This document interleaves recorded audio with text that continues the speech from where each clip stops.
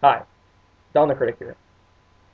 Recently, I've been reading onto a lot of websites like JesusIsSavior.com and Answers in Genesis, and, well, quite frankly, I've been very irritated by the stance and approach that they've taken.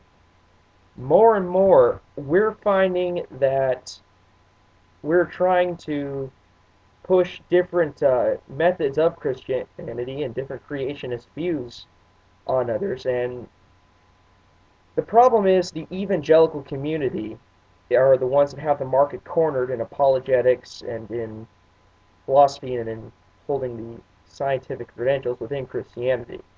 Basically, if you contradict them, your opinion isn't going to mean squat. And the problem for me with this is they're preaching young earth creationism. Now, personally, I don't believe fully in the theory of evolution. I believe it's just that. It's a theory. The fossil record is flimsy at best. I simply don't fully agree with Darwin in the macroevolutionary sense. However, I do recognize that this Earth is billions of years old and that there was a gap in which dinosaurs roamed the Earth and all these other different life forms before God decided to start over and create again. This is my personal viewpoint on the matter. So I'm what you would call an old Earth gap creationist. But sadly, my views are stamped out against. They are looked down upon by the Answers in Genesis community. They will try to turn that in any way that they can, but it's basically the equivalent of covering your ears and lulling away any sort of evidence, such as carbon dating, fossil evidence, and it's ridiculous. Whether or not these fossils are there or not doesn't shake my faith because the Bible is proven through other factors, through archaeology, through fulfilled prophecy, through manuscript evidence, through external accounts and resources. So for there to be the idea of God working with other things, making other life forms before starting over to create man is fine. And honestly, their viewpoint of, well, gap creation can't be right because death came through Adam and Eve. Well, that would be true for this earth that we would know right now. Now, before that, there was death and, you know, organisms passing and everything and life forms dying. But when God started over in the Garden of Eden, that was when there was no death. He created a new existence, one where there isn't death, where everything is perfect, where he decided to take on that perfectionistic perspective.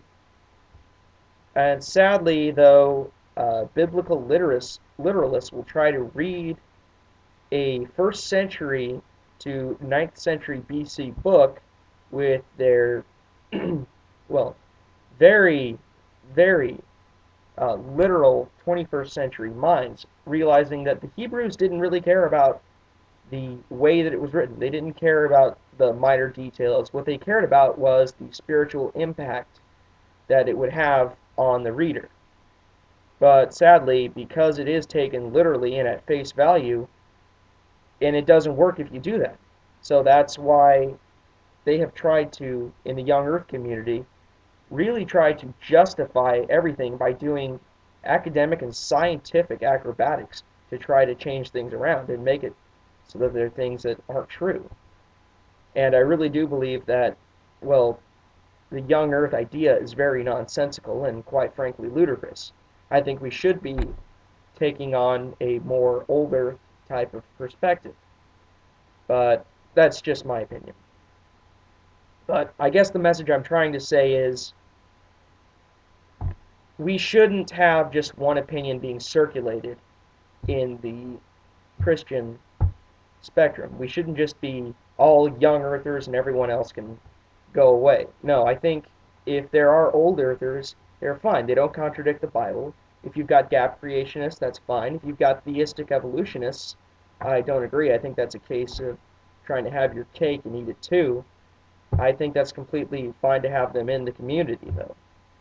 There shouldn't just be one group like the evangelicals to kind of keep themselves in and we're right and everyone else is wrong, even other Christians, and try to take this Pharisee-like idea of controlling the market in the apologetics world.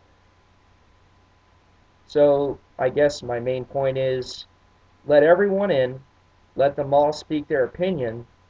If you don't like it, too bad, but they might have some very good tips and some very good points. And you might be excluding out some very good apologists and some very great minds for the Christian faith. With that said, peace.